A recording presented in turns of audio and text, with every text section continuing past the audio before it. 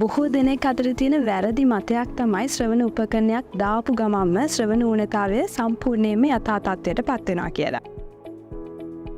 ශ්‍රවණ උපකරණයකින් ඉහළ ප්‍රයෝජනයක් ලබා ගන්න නම් අපිට මනා අවබෝධයක් තියෙන්න ඕනේ අපි මොකද්ද එකකින් බලාපොරොත්තු විය යුත්තේ කියලා. අපි බලාපොරොත්තු වෙන දේ යථාර්ථවාදී වෙන්න ඕනේ. එහෙම නැත්නම් රියලිස්ටික් වෙන්න ඕනේ. මොකද ශ්‍රවණ උපකරණයකින් අපිට අපේ ශ්‍රවණ ඌනතාවය සම්පූර්ණයෙන්ම යථා තත්ත්වයට පත් කරන්න බෑ. ඒතර ශ්‍රවණ උපකරණයක් වුණත් මේ වගේම තමයි.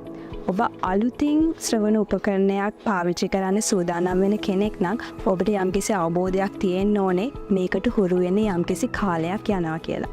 මොකද විශේෂයෙන්ම මේක වෛද්‍යමය උපකරණයක්. එතකොට අපේ සිරුර මේක පිළිගන්න ඕනේ. ඒ වගේම තමයි අපේ මානසිකව මේක පාවිච්චි කරන්න ලෑස්ති වෙන්න ඕනේ. එතකොට මේකට හුරු වෙන යම්කිසි කාලයක් යනවා වගේම තමයි අපේ පැත්තෙනොත් යම්කිසි කැපවීමක් තියෙන්න ඕනේ. ඔබ පළඳින ශ්‍රවණ උපකරණය සම්බන්ධ මනා අවබෝධයකින් සිටීම තුළින් ඔබට ඔබේ ශ්‍රවණ උපකරණයෙන් වඩා හොඳ ප්‍රතිඵලයක් ලබා ගත හැකියි.